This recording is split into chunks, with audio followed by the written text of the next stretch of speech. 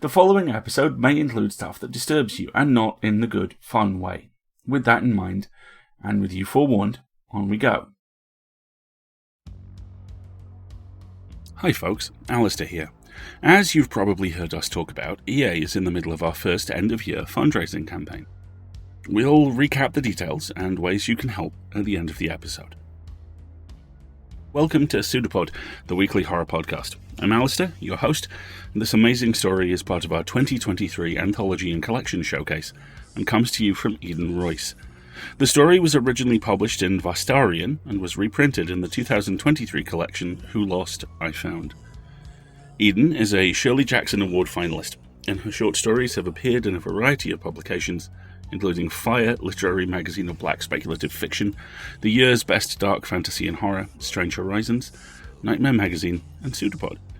She has written articles for Writer's Digest, the Hornbook Magazine, and We Need Diverse Books.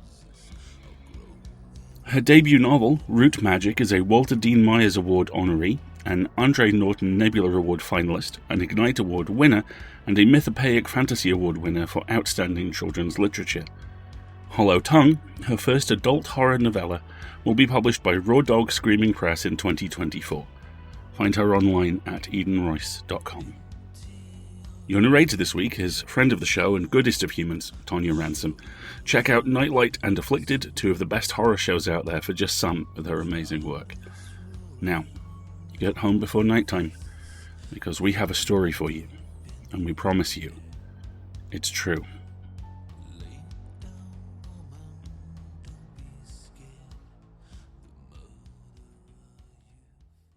The Stringer of Wiltsburg Farm by Eden Royce. Narrated by Tonya Ransom.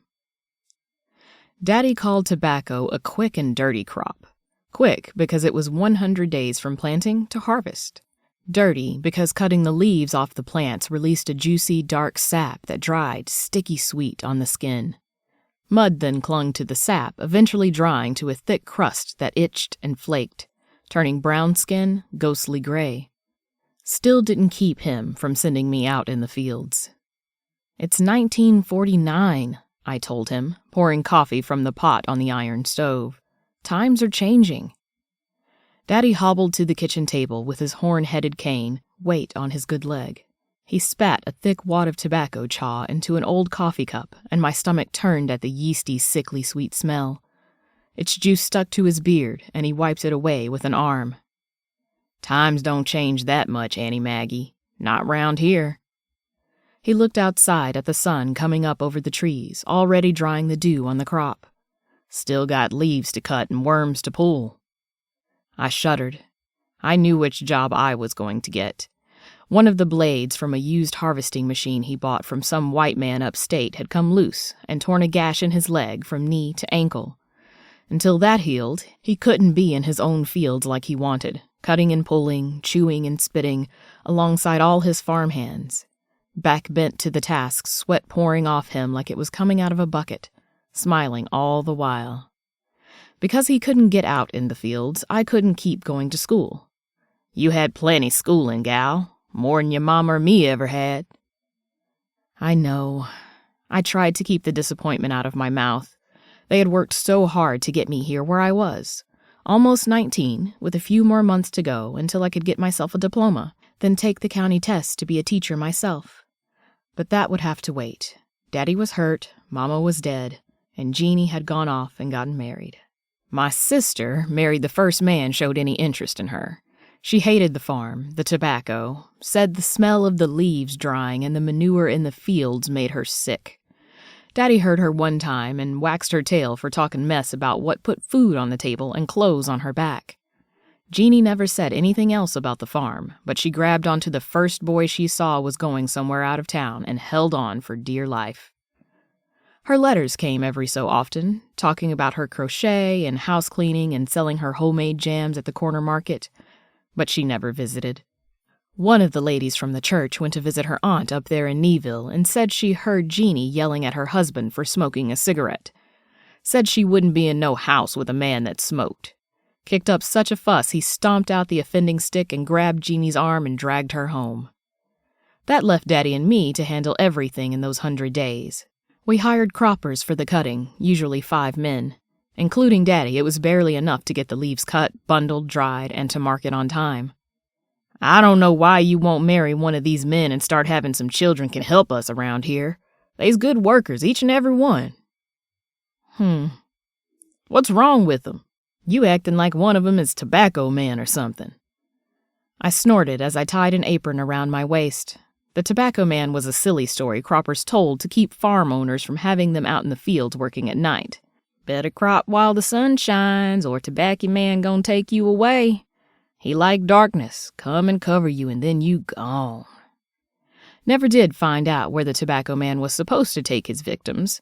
If he was out there in the night, maybe I should go and ask him if he's seen my mama. I busied myself and had eggs scrambled hard, along with day-old buttered biscuits and a few sausages on plates for breakfast. We ate in silence, Daddy knowing I didn't like him talking about marriage and kids, but still, he did it anyway. Always thinking about what would be best for the farm. I didn't want babies. No one I had to be responsible for. Each time I said it, he got this look of pity on his face and told me I'd changed my mind about getting a teaching job. Women were changeable, he'd said. I'd learn. I'd be a good mother. But I'd seen how Mama declined once that baby boy she had came out stillborn.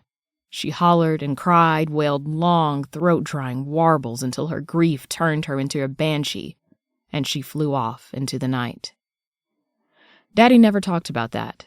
The night he'd held onto Mama's shaking body, clad in a floral cotton nightgown, as she screamed her pain. Soon she started fading, getting thinner and lighter until we could see the whitewashed walls through her deep brown skin. Jeannie and I had just stared, unable to move, as Daddy clutched at her, his big, rough hands tangling in her pressed hair and tearing her nightclothes. Soon his hands fell free all on their own, and Mama slipped through the keyhole in the front door. We all ran to the door and threw it open, calling to her, coaxing her to come back, but she was gone. The inky, starless night and the waving tobacco swallowing any trace of her. The next day, on my walk to school, I found a small piece of that flowered cotton beside the fields and put it in my bag. It was dusty, dirt-flecked, but I held it close to me. Now, some 8 years later, I'd managed to sew it into a quilt I kept on my bed. When I missed her, wished I could talk with her, I rubbed it, imagining her not as a monster, but finally having the freedom and the peace from Daddy's demanding ways she so desperately wanted, even though it meant my ties to this place only got tighter. I put our empty dishes in the sink as Daddy took a drink of medicine from the amber bottle a root doctor gave him. He had never been fond of hospitals. They tended to turn Negroes away, so he kept his ailments close to his chest and called on local healers when he couldn't stand any more. As I took off my apron and put on my boots, handed down from an old pair of Daddy's, he asked me, "You going stringing when the men get here?" Of course I was. He wasn't going to spend the money to hire a woman to tie up the bundles of tobacco leaves to sell when I had 2 good nimble hands and a strong back. I nodded. "Gotta pick first, though. Then I'll feed the chickens." Daddy grunted. The medicine was already taking effect. I checked the bandages on his mauled leg before he shuffled to the sofa. "You're a good girl, Annie Maggie." I picked up the tin bucket next to the door as I left. "Yeah," I mumbled. "Too good." The day was already blister hot and rising. The chickens in the yard warbled and clucked while they scooted around my feet. I tossed out a small handful of corn from the pocket of my dungarees, enough to whet their appetites. I'd be back with supplemental food in a while. "You'll have to wait for the rest, ladies. And gentlemen." The rooster stared at me with one unblinking eye, then tilted his head away, as though he had better things to ogle. I marched out to the furthest row from the house and bent to the task. Thankfully, it hadn't rained last night, or the job would be worse. Peering close to the tobacco, I reached out and grabbed a fat cutworm, then pulled it from the stalk. It wriggled in my grasp, its multitude of legs waving as it roiled. A deep brown stain of tobacco sap showed where the creature's mouth was. I dropped it into the bucket and moved to the next one, hoping I was out early enough to mitigate the damage of the worm's feast. Left alone, these cutworms, caterpillars actually, Fat-bodied with stumpy legs and an endless appetite, could destroy a crop in less than half the time it took to harvest. So someone had to remove them. Pesticides were no good. They killed every other bug except these worms, which remained unharmed by the chemicals and continued to glut themselves on soft leaves. And those chemicals couldn't be washed out either. The tobacco got cut, strung, hauled, and dried with no worry for the killing liquids. We knew other farmers who had tried to do without pesticides, and what little of their crop remained after the bugs and beetles didn't garner much at the sales. Most of the buyers swore they could taste the difference in flavor, and they didn't like the look of the leaves, chewed into lace by the insects. Those farmers didn't break even, and they didn't go without the chemicals again. Daddy usually did the pulling, his wide fingers the same thickness as the bright green worms. He would pull 3 or 4 in succession, keeping their wriggling enclosed in his palm, before dropping them all into the bucket. He said he couldn't even feel them struggling. I felt them wriggling against my palm and trying to squirm through my fingers. One of them bit my hand right where the thumb and first finger meet. The pain at first was a pinch, then it blossomed into a stabbing that shot up my arm to my heart. I let loose a curse, yanking off the offender and crushing its body in my fingers. I threw it in the dirt, ground it under my heel until it disappeared into the muck. For a few moments I sucked on the wound, the metal-sharp taste of my blood strong. Out here in the middle of the ripening leaves, the worms were all I could hear.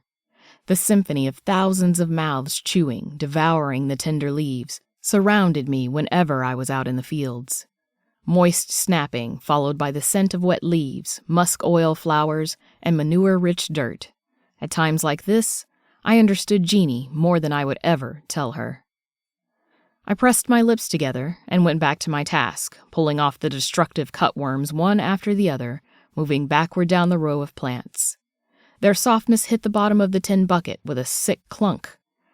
Pulling until the clunk turned into a gentler plop, meaning the worms were piling up, plump bodies cushioning the fall of their brothers. Soon, they'd be able to wriggle toward the lip of the bucket and out, determined to get back to the plants and feed. They get addicted to it. One cropper named Ray Earl told me when I first started helping Daddy after Mama left, as a young girl, about 10 or so. Them worms get used to that tobacco, you know. Gets to where they won't eat nothing else, even if you give it to 'em. They do anything for that there weed. Back then, he was about the age I am now, barrel broad in the chest with legs that looked too skinny to hold him upright. He slipped a piece of cut cane between his lips and sucked.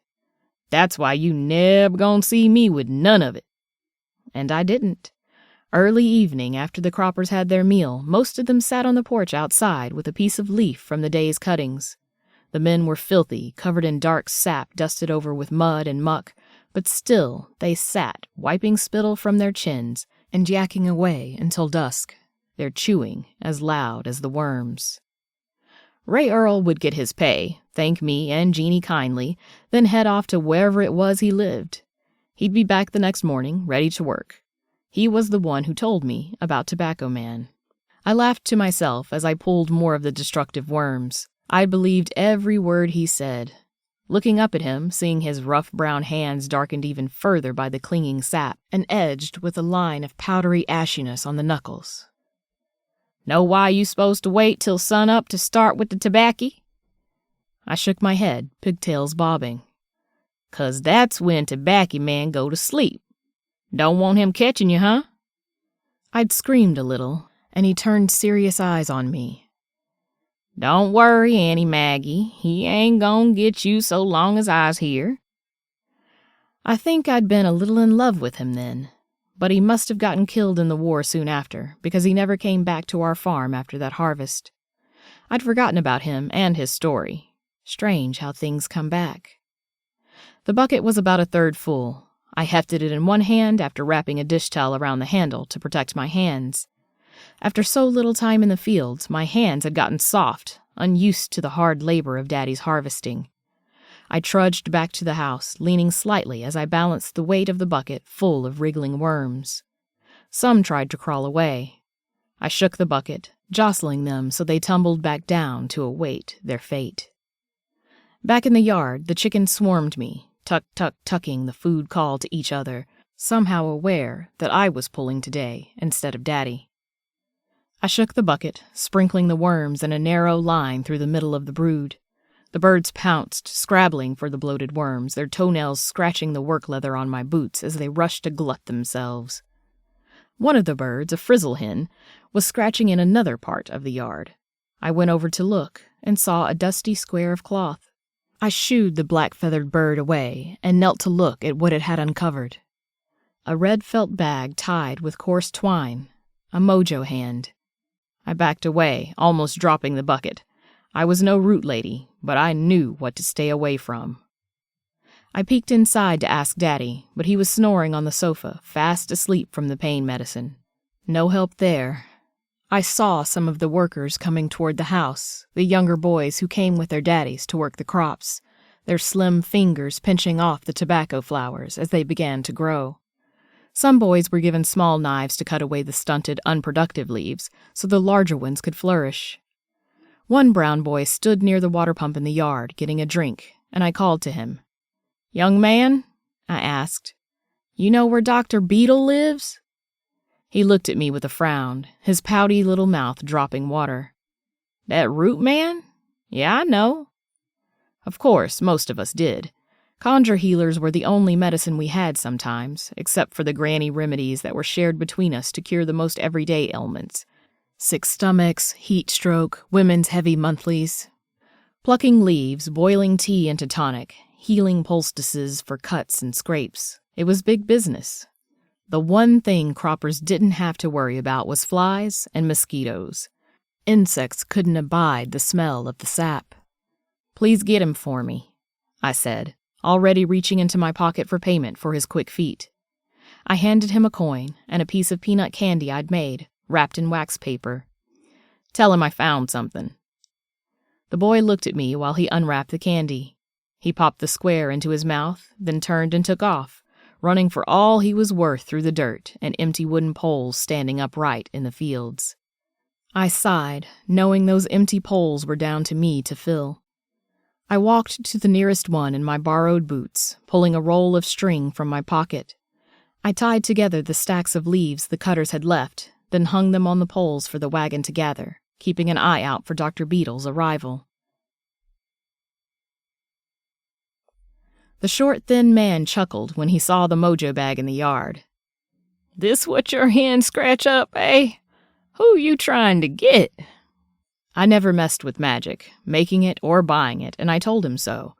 I was going to school, so I wouldn't have to live my life worrying about who was laying tricks on me or hexing my family. Teaching was a suitable job, and I'd send money to Daddy whenever I could, but these fields full of their caterpillar worms and black sap-coated superstition wasn't for me. "It's a protection mojo. Nothing wrong with a little help now and then." He looked up at me through his blue-lensed sunglasses and adjusted his hat to shade his eyes. "You could use some help, ain't that so?" "No, thank you. Daddy will be up and around soon, and things will go back to normal. All we have to do is get through this harvest and sale. We'll be all right." "No shame in asking for help, young lady." I bristled at his tone and the words themselves, but held my poise. "You're right. When I need help, I'll surely ask for it. I called you here today, didn't I?" Dr. Beetle folded his frail arms across his bird-like chest. He looked directly in my face for long moments, making me uncomfortable with seeing my reflection in the blue lenses. "That you did. You getting along then? Got enough workers?" "We're managing all right." He ran his tongue, pink as trout flesh, over his bottom lip. "Uh-huh. How's Jesse?" "Daddy's fine. You can go and see him if you like. He's inside." With a nod, the doctor shoved his hands in his pockets and headed for the house. "What do I do with this thing?" I pointed to the dusty, worn pouch in the dirt. The chickens had finished feeding, but were giving it a wide berth. Halfway in the door, he turned back. "Bury it right back where it was." I frowned. "Why? Nobody here needs protecting." "Now how would you know about that, Annie Maggie?" He stepped the rest of the way in the house and shut the door. I grabbed a sturdy chicken feather from the ground and used it to pick up the bag. I carried it to the drying shed and dumped it into the fire. That night, a wet mouth met mine in the dark. Smoky, slick, soft flesh slid across my body, and I rose to meet it, pressing deeper into the tender recesses. It was like no other kiss I'd had, not from any of the croppers, not from the other girls at school who liked to pretend they were kissing each other to practice for when a boy wanted them. This was a feast, falling into a nothingness made of our tongues and mouths. The night prevented me from seeing anything, and I reached out, sure it was a dream, only to feel the stiff brush of leaves under my fingers. I heard breath, felt it, my own and another's, huffing soft bursts of heat in the chilled night. I tasted sweetness, felt the tiny welcome pain as teeth nipped at my lips. I tugged on the leaves, tough as fabric in my hands, wanting to be closer, to feel this swirling madness, this ache pulsing low in me. From a distance I heard my name, whispered at first, then louder until it rang out, breaking the daze I was in. I sat up in the darkness, shuddered at the cool dew seeping through my nightgown. Lights went on in the house upstairs, first one, then a long time later, another. Daddy was moving around on his own, calling for me. "Annie Maggie!" Daddy's voice called again, rising with his fear of not finding me. When I put my hands to the ground to push myself up, leaves clung to my sticky palms. I yanked them off, jumped to my feet, and raced for the house. I made as little noise as possible getting in, still unsure how I'd ended up outside in the fields. We kept a mirror on the wall right inside the door to stop ghosts entering. As I passed, I caught a glimpse of my reflection. My hair was wild, loosened from the braid I wore it in to sleep. But what made the cry wedge in my throat was the dark brown stain covering my mouth. I reached out and brought my sticky, dirt-covered fingers to my lips, wincing as they made contact. They came away coated in cedar red, the color of blood and sap. My lips stung. Daddy let loose a string of curses when he saw me. "Answer me when I calls you, girl. You think you too old for me to whip, but—" His voice died when I turned to face him, and a sound like a wail from behind a pressing hand escaped. Eyes round as moons, Daddy backed away, hitting his side against the buffet table, hard. He didn't even flinch, not even as fresh blood began to seep from the previously white bandage on his leg. Not until I started toward him. He held his walking cane out to stop me. "What you been out in them fields doing, girl?" As I tried to stammer a reply, he answered for me. "Out there rolling around with that thing." "What thing?" He slammed the cane down on the hardwood floor, and I jumped at the sound of cracking wood. "Don't play with me, girl. You know good and damn well what I'm talking about." I shook my head, then tried to smooth out the snarls in my hair, managing to make the tumble of straight and coiled strands worse. My fingers trembled, and I winced as I drew the damp sleeve of my nightgown over my mouth to wipe away the blood and sap. Daddy's eyes were shining, full of held-in tears. He turned his head up to the ceiling, and trails of water ran down his cheeks. "No, no, no," he shouted. "I lost Marie to that thing, and I damn sure ain't gonna lose my child to it." I didn't know if his words were for me, or for himself, or for God, and I didn't care. "What about Mama?" He looked at me as if he'd forgotten I was there. His lips quivered, and he let out a whimper. "She left, Daddy. She left that night 'cause the wailing called her, and she had to go. The grief was too much because she wanted a boy baby so bad." Daddy shook his head. Tears flowed freely down his brown face, leaving streaks of salt white. "Know what?" He didn't answer me, but I heard him babbling. Mercy and Jesus were the only words I could make out. "You might as well tell me." I stepped forward, but he moved away from me, back down the hallway toward the stairs. I pursued, knowing what I looked like and not caring. Not anymore. "Tell me, Daddy, about Mama. What happened?" "You was only a child. You and your sister." He leaned back against the wall, slid down it to thud into a sitting position on the floor. Behind him, a smear of blood from the soaked bandage stained the whitewash. Fury rose in me, burning the back of my throat and filling it with the taste of smoke and ash. My voice pitched up, rising, shaking the framed pictures of me and Jeannie that stood on the table. "Now, Daddy!" "She couldn't have no boy child. Just you girls. I wouldn't let her rest until she had one." The taste of tobacco sap rose in my mouth, sweet and smoke green, familiar as a lover's kiss. "If she couldn't have a boy, I told her she could find somewhere else to go. To keep the farm going, to carry on the Wiltsburg name." His words came thick and fast, trying to explain, to get me to see. All I saw was red. With one wave of my hand, I swept the pictures from the table, glass shattering at my bare feet.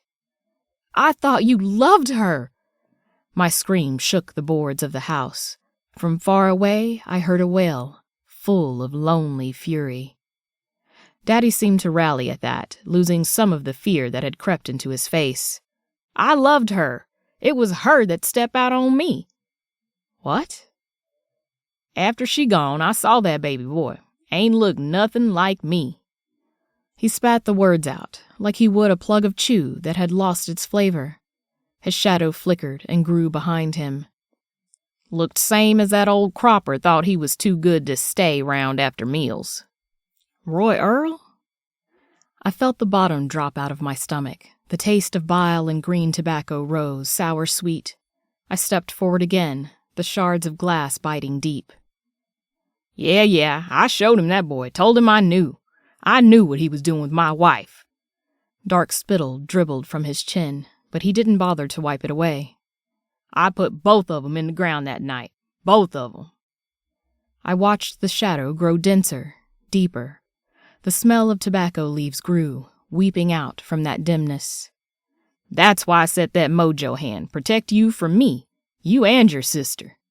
His leg wept openly now, the red blood darkening to a syrupy brown.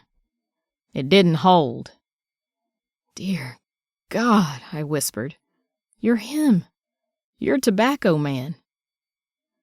His eyes rolled, white stark against his skin. His words were back to a babble as the shadow covered him, cloaking him in smoky darkness. "Best for the leaves, best for the farm." "Stop." "Boys stay, girls leave. Boys—" "Stop it, Daddy." "Best boys, for the farm, best boys. Girls don't—" "Shut up!" I screamed, the wail opening my mouth larger than should be possible. Cutworms poured from my lips, plopping and plunking down to the hardwood floor, their segmented bodies writhing and rolling to right themselves. My scream cut through the still night, waking the chickens, who joined my wail with their insistent, fear-ridden cackle. The worms swarmed toward my daddy, crawling over each other in a desperate attempt to reach him, mouths already working, chewing. His shadow pulled away from the wall and swam over him, cloaking his body in heavy dark. Leaves rustled, wet with dew and something denser that dropped to the floor in fat plops. Daddy shuddered, but he didn't try to get away. He knew who had come for him, and I knew what that buried nation sack had been for. My throat was dry, raw, and still I hollered. The worms fell faster, more than I'd ever seen in my life. They reached the tobacco-scented shadow covering Daddy, and they pulled, tore at it, chewing. Always hungry. Always chewing. I could see through my transparent skin to the swarm of bright green creatures on the floorboard, gnawing. Another wail came from across the fields, and the sound of Mama's voice brought tears to my eyes. My wail stuttered to a stop, and I fell against the banister to the second floor, panting. I held on to it as I walked upstairs to my room, avoiding the crush of writhing cutworms feeding on their favorite meal. I slept. When I came down the next morning, with my bags packed, Daddy didn't ask where I was going. He just looked at me, diminished from his usual upright stance, and nodded. "Bye, Daddy." I walked away, down the front steps and across the fields, to the bus stop that would take me into town. I didn't look back. I learned he died a few years later, and I returned to the farm to sell it off. Jeannie said she had a husband and 3 kids to look after, but she would do her best to attend. I had his body cremated after harvest and sprinkled his ashes over the tobacco fields he loved. For the last time, I took cord from my pocket and tied up stacks of leaves and let the bank have the proceeds from the sale. The farm itself and all the equipment I sold before returning to my starter home and my own classroom of kids. Jeannie never made it back to help me tie up the loose ends, but she happily took the check I offered.